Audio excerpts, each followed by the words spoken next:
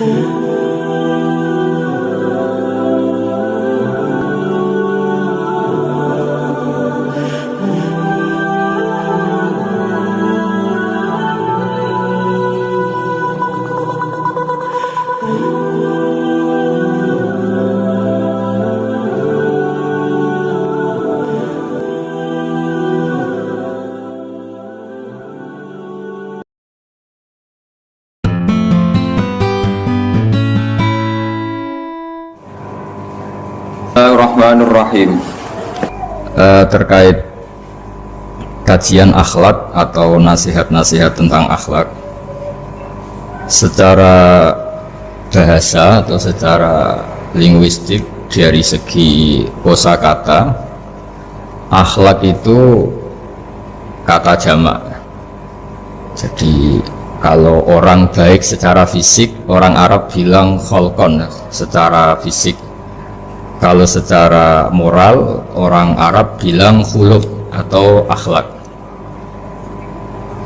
Lalu urgensinya dengan kita sebagai bangsa, sebagai umat Islam atau sebagai manusia, itu beberapa nabi, di antara pujian Allah kepada para nabi adalah karena kebaikan akhlaknya.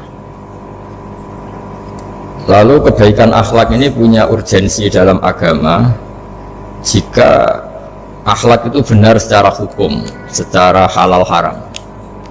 Ini yang jarang orang mengingatkan. Jadi misalnya begini, senyum itu sunat, itu baik gitu.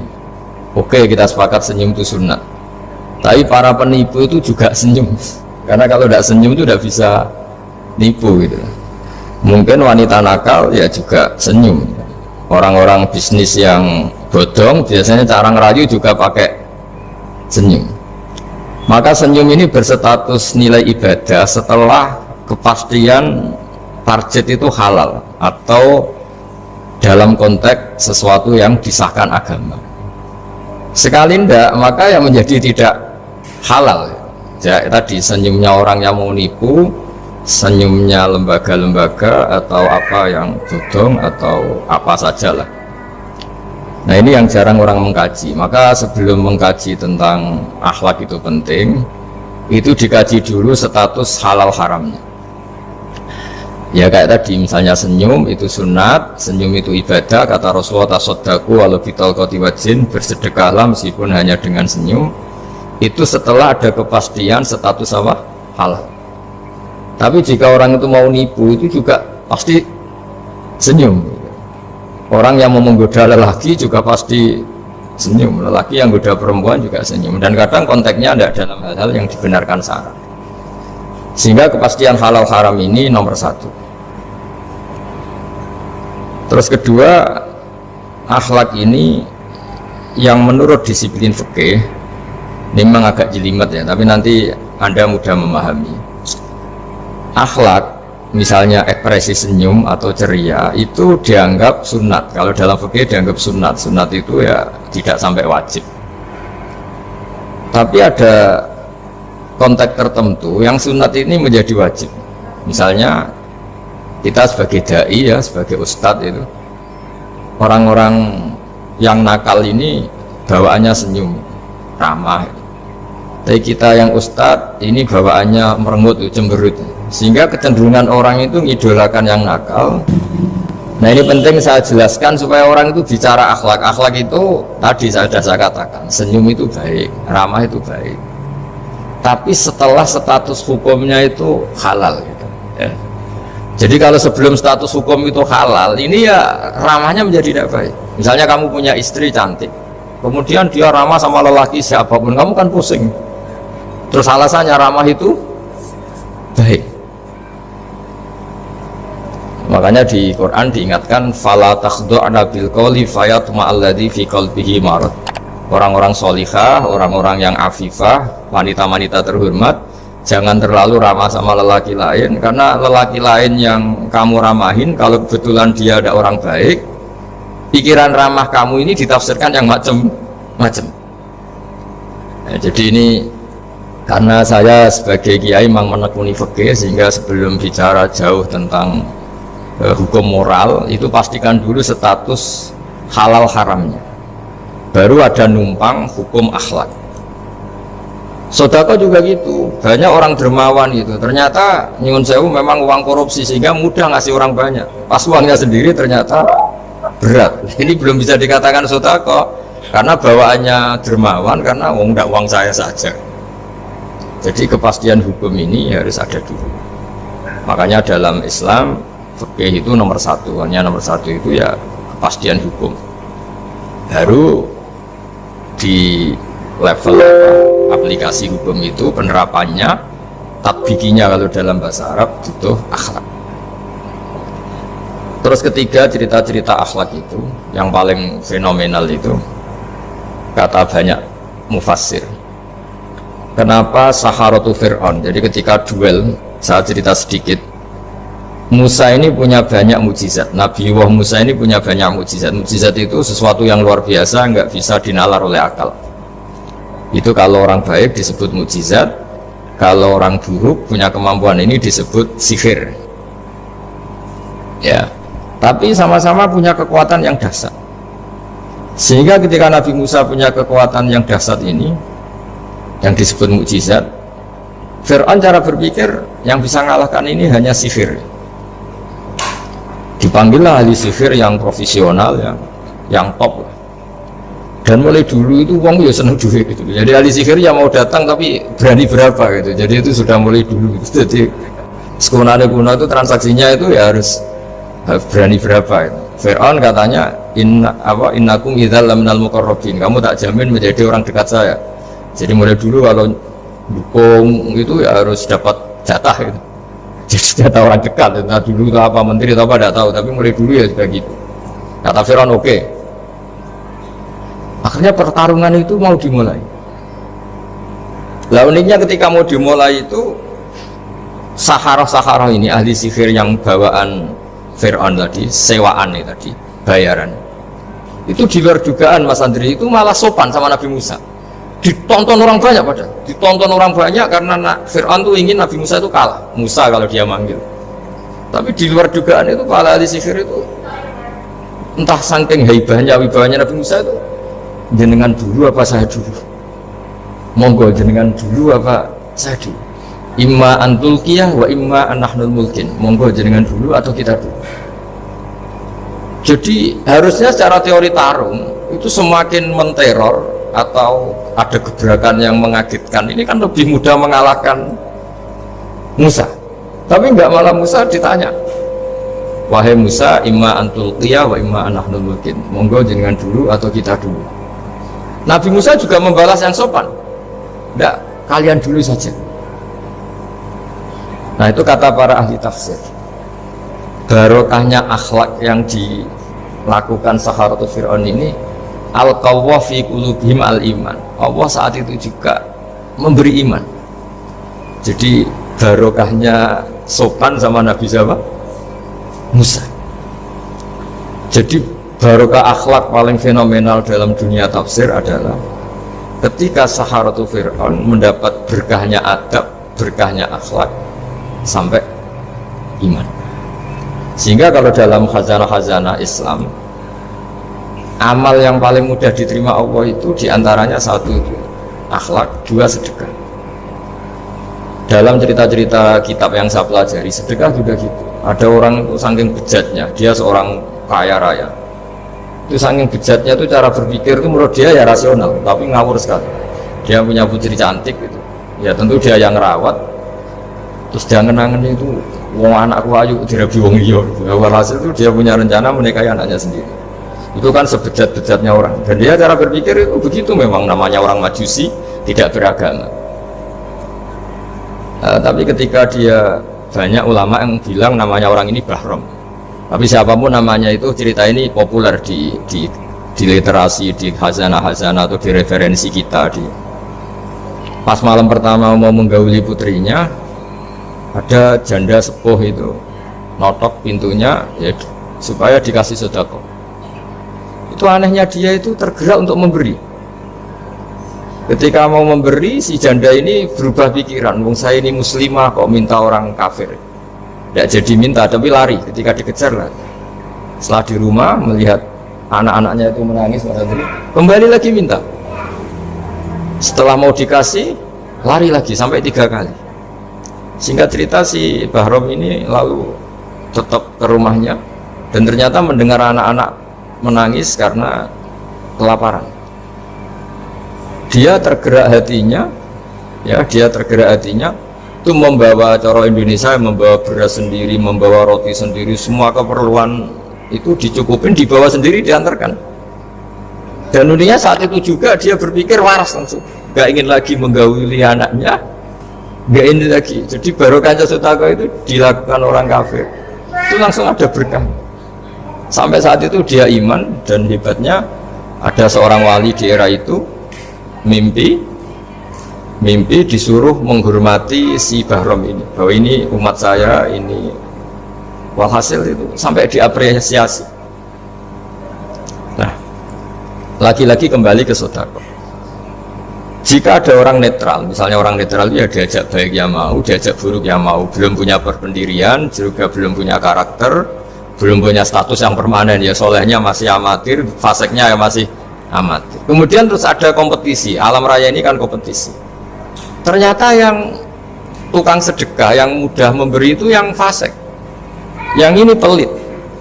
Jangan-jangan kita disalahkan Allah ketika orang yang netral ini jadi orang fasik. Karena apa? Kenangannya dengan orang fasik mendapat keenaan sedekah atau servis, kenangannya sama orang soleh tidak mendapat, malah dikongkon terus jadi panitia pengajian, kan kesel kan?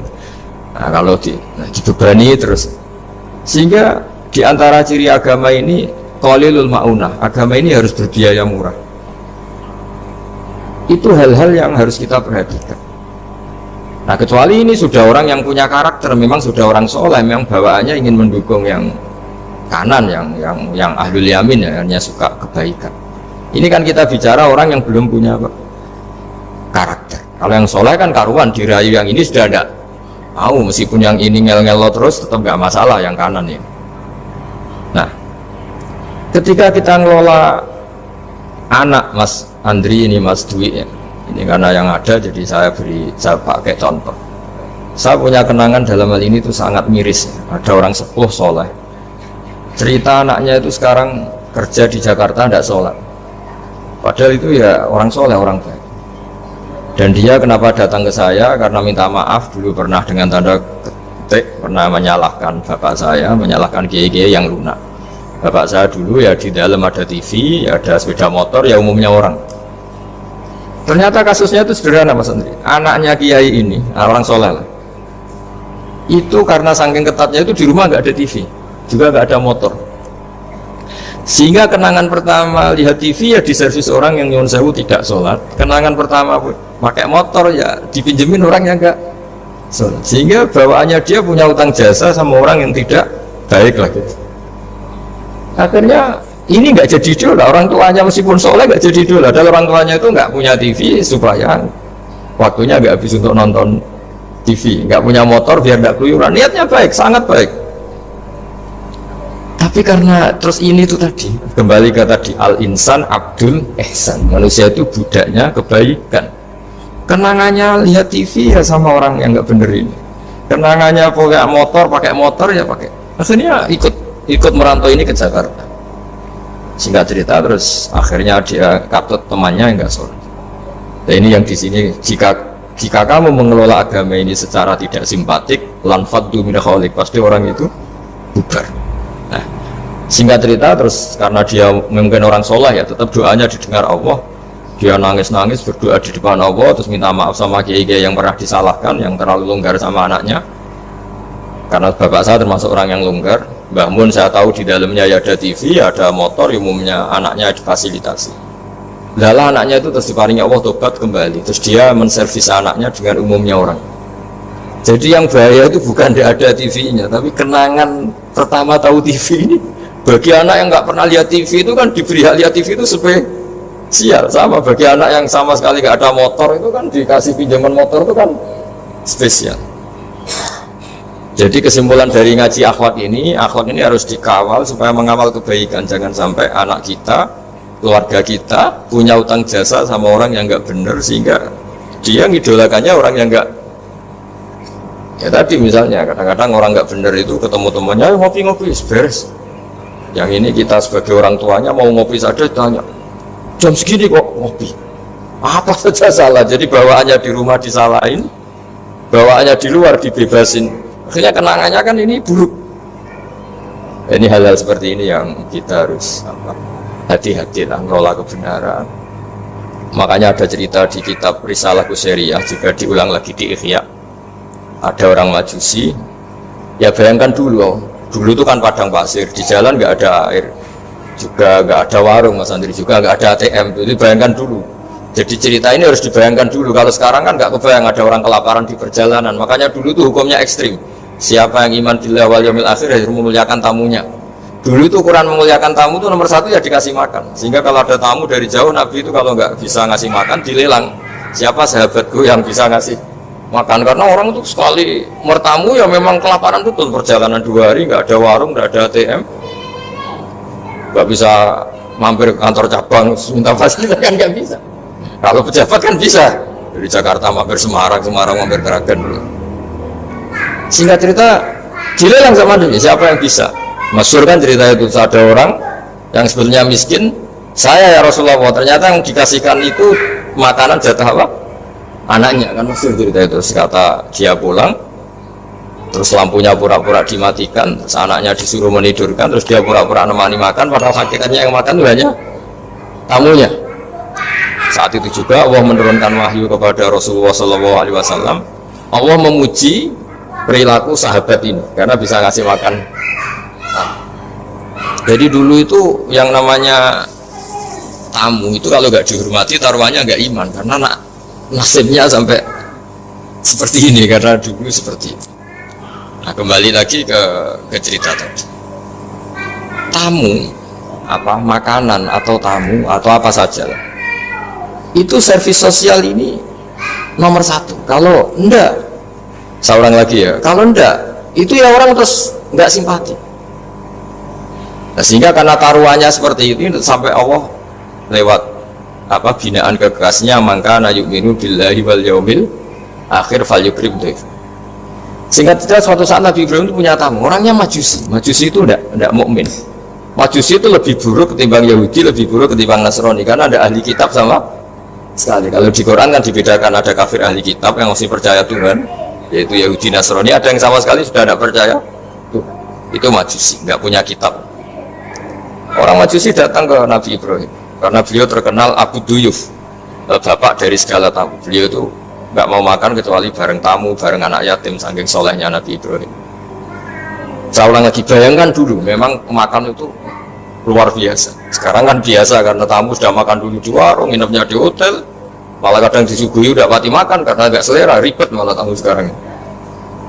Malah komplain udah ribet. Nabi Ibrahim itu ketika orang itu kelaparan, ya Ibrahim karena dia nggak mukmin ya manggilnya jangkar, tolong hari ini saya kasih makan.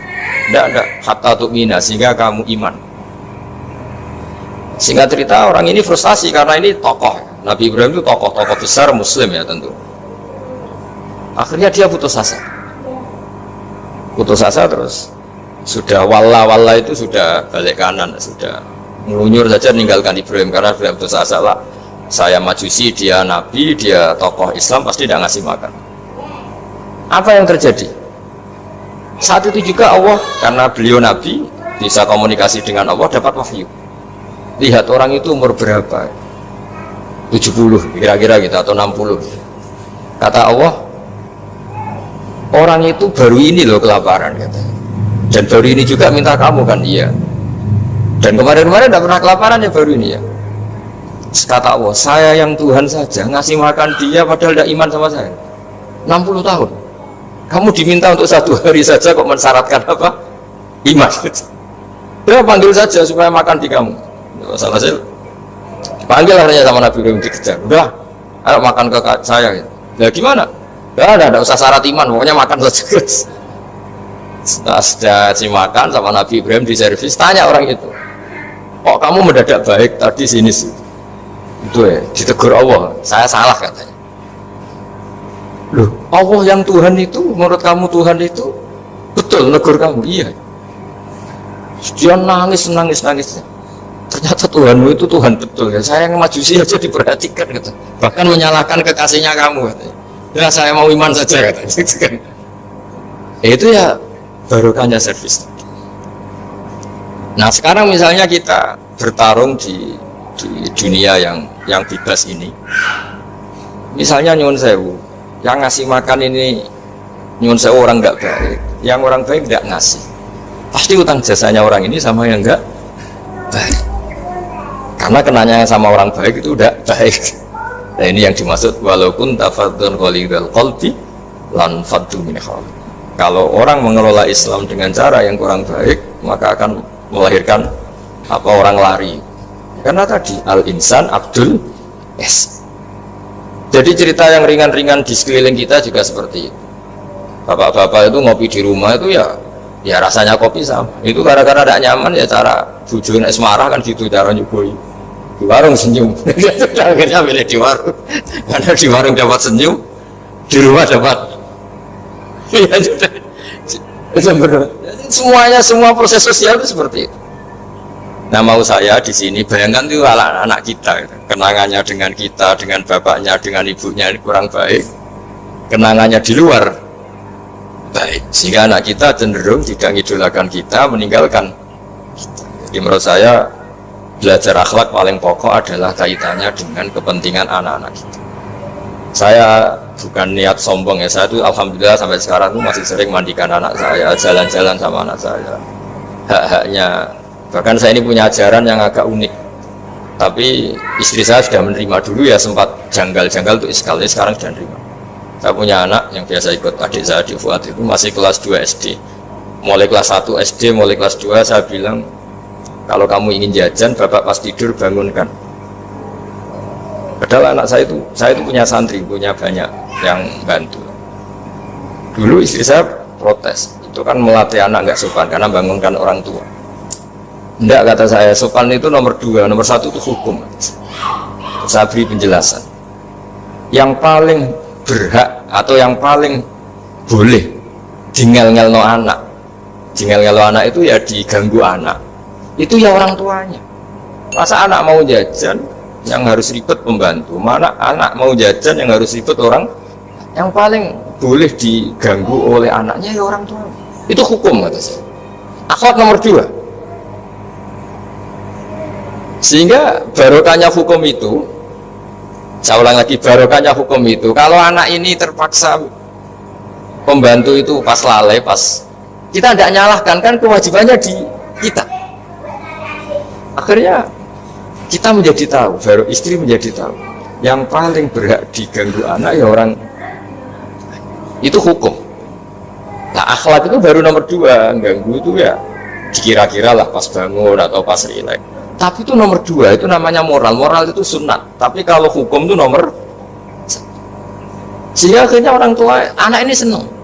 Betapa baiknya orang tua kita, pas tidur saja dibangunin mau, demi kepentingan dia. Akhirnya anak ini punya kenangan baik sama orang tua. Pas tidur saja bapak diajak mau. Apalagi pas happy. Nah karena kenangannya baik, ya idolanya orang tuanya. Ketika idolanya orang tuanya dan kita orang baik, mau ngajak sholat ya gampang, mau ngajak ngaji ya. Bayangkan kalau kenangannya dia dimintai uang nggak boleh, bentak, salah jam kayak atau salah jadwal atau apa, salah momentum, masa anak kecil diwalate salah pakai momentum pakai apa ini. Nah, ketika kita ngangkon belajar sudah susah karena kenangannya enggak. Jadi kunci daripada ini makanya saya bilang berkali-kali. Oke, kita belajar akhlak, belajar moral, tapi nomor 1 itu hukum. Saya ulang lagi hukum. Karena agama ini ciri khasnya itu hukum. Hukum itu ketentu. Jadi aturan Islam itu detail. Misalnya saya belum haji, ya sudah. Sebagian harta saya jatah untuk haji itu sudah tidak milik saya, harus dianggap miliknya haji. Sehingga kalau saya meninggal setiap saat, yang boleh diwaris oleh anak cucu saya hanya yang melebihi dari biaya haji. Makanya di Indonesia disebut gaji amanat. Gaji amanat itu orang yang sebetulnya sudah mampu haji tapi tidak kober haji. Itu kalau sudah meninggal harus ada jatah haji yang dianggarkan untuk haji apa? Amanat. Baru sisanya boleh diwaris. Karena ini hukum. Nah nanti di akhirat juga Allah pakai hukum. Kalau ada anak nggak sholat, yang pertama disalahkan orang tuanya. Kenapa ini tidak sholat? Semua kesalahan anak-anak kita adalah dibebankan ke kita. Ya, jadi saya mohon cerita-cerita akhlak ini jangan sampai hanya nyuwun sewu moral dengan arti kenyamanan sosial, tapi kembalikan ke Allah dan apa? Sehingga ini yang terakhir saya cerita hadis yang populer sekali. Ada 3 hadis yang populer dan ini sampean semua pasti hafal. Maka na yu'minu billahi wal yawmil akhir fal yukrim jarahu. Terus ada yang fal yukrim dhaifahu. Terus yang ketiga fal yakul khairan aw liyasmut. Berkata baik atau kalau nggak bisa berkata baik ya apa dia. Nah, itu uniknya Islam itu apa Mas Dwi? Uniknya Islam itu tidak pernah membolehkan umatnya terdikte oleh sosial Mas Andri, nggak boleh. Tapi hanya terdikte oleh ketentuan Allah dan Rasul. Jadi Allah cara ngendikan, kalau kamu iman kepada Allah dan Rasul, iman kepada Allah artinya apa? Allah memerintahkan kita berbuat baik sama tetangga, sama tamu, maka lakukan itu. Sekali tidak demi Allah dan Rasul, berarti Anda didikte oleh hukum sosial. Kalau tetangga baik ya kita baik, kalau dia buruk ya kita ikut buruk. Itu artinya apa? Kita tidak didikte oleh hukum Allah dan Rasul, tapi didikte oleh hukum apa? Sosial. Islam itu agama yang hubungannya manusia itu dengan Allah, bukan dengan sosial. Sehingga ketika baik sama tetangga pun itu karena perintah Allah. Sehingga kalau suatu saat kecewa tetangga kita itu kurang ajar misalnya, ya kita tetap nyaman saja karena kita baik itu atas perintah. Makanya masyhur di kalangan ahli hadis ada dawuh Nabi, la takunu imma'atan taquluna in ahsanan nas ahsanna wa in dolamuna dolamna. Kamu jangan jadi orang yang didikte sosial. Kalau orang baik kamu baik, kalau orang buruk kamu ikut buruk. Itu namanya orang yang nggak punya prinsip. Tapi walakin wattinu anfusakum, kata Rasulullah, kuatkan prinsip kamu. Jika manusia baik kamu akan baik, dan manusia ketika buruk kamu pun tetap ingin baik. Nah dengan demikian itu berarti kebaikan kamu itu atas perintahnya Allah dan Rasul, bukan atas nama sosial.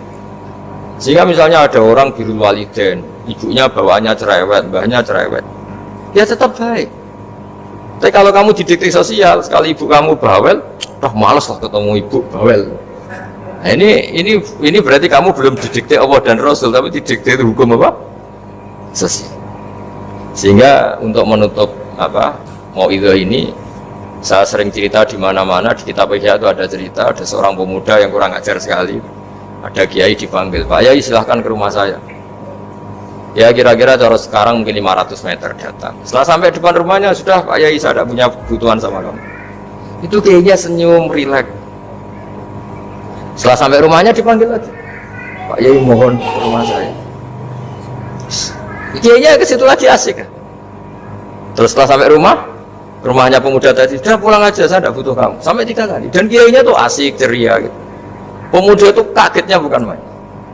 Kenapa Pak Kiai tidak tersinggung? Malah senyum-senyum. Jong kata orang Jawa ini. Ini cerita di Ihya. Saya tuh senang sekali nuruti perintah Allah. Allah menghentikan saya disuruh hormat tetangga. Lah kamu tetangga saya. Dan saya alhamdulillah bisa nuruti karep kamu. Disuruh ke kamu, saya ke kamu. Dan sekarang karep kamu saya pulang ya saya pulang. Syukur sekali hari ini saya bisa nuruti perintah Allah sampai 3 kali. Nangis pemuda itu. Loh kalau kamu kan mau tampar, ini kan pelecehan. Itu kan kurang ajar betul, kiai digambar. Tapi wali-wali itu nggak berpikirannya tidak seperti itu. Kalau kamu tidak wali ya memang aneh pikiran itu, tapi yang benar sih itu. Nah, jadi lewat ngaji ini saya mohon semua teman-teman yang di BI maupun seluruh kita, akhlak itu nomor 1. Dengan makna tapi setelah kepastian hukum. Setelah kepastian hukum. Jadi misalnya senyum itu sunat karena kita merayu mitra bisnis untuk bisnis yang halal. Tapi kalau bisnis kita bodong, ya semua orang ingin nipu kan ya pasti senyum lah. Berarti yang pahalanya besar ya orang-orang penipu karena senyumnya lebih sering dibanding enggak. Jadi artinya akhlak itu menemukan momentum sebagai ibadah setelah ada kepastian hukum halalnya. Tapi kalau nggak ada kepastian hukum halalnya, ya ini senyum itu dievaluasi tadi. Misalnya orang ngerayu juga harus senyum, orang nipu juga harus senyum. Ini yang mungkin banyak diabaikan. Saya kira demikian dan mohon maaf karena sebetulnya kalau andaikan tadi jalannya normal mungkin saya agak terlambat. Itu kan banyak lubang-lubang karena itu biasanya kan karena hujan ya. Tapi ya saya suka tetap terlambat biar keren, pernah nunggu kiai. Jadi kalau dalam teori agama itu sama kok. Sholat, Nabi itu pernah sholat isya itu setengah tiga dini hari. Sahabat biasanya kan beliau suka awal waktu. Ketika sahabat tanya, kata Nabi, malam ini spesial karena kamu lama sekali nunggu apa? Sholat. Gak semua orang malam ini bisa menunggu apa? Sholat. Jadi artinya bawaannya itu nunggu kebaikan. Jadi diantara trik atau resep husnul khotimah ya, ini sebagai penutup ngaji, resep husnul khotimah itu inna wa ta'ala yubahi malaikatahu, Allah membanggakan kita, yubahi bikum malaikatahu, Allah bangga dengan kita. Diantaranya apa Mas Andri? Umatnya Rasulullah SAW itu kalau habis subuh ditanya, ngapain kamu hidup nunggu sholat duhur? Ngapain kamu hidup setelah sholat duhur nunggu sholat asar? Sehingga kita ini menunaikan fardu yang diwajibkan Allah dan menunggu datangnya fardu yang lain. Jadi orientasi kita fahijratuhu ilallah wa rasul. Tapi kalau kita orientasinya mapan, kenapa kamu hidup? Sama mati setelah mapan, sama mati setelah jabat. Ini kan berarti perjalanan kamu ila dunia, orientasi kamu dunia. Faman kana hijratu ila dunia aw imra'atin yang kihuha fahijratuhu ila ma hajara ilaih. Tapi kalau kamu niatnya, kenapa kamu berani hidup? Supaya bisa sholat, supaya bisa ibadah. Berarti perjalanan kamu hanya menuju Allah dan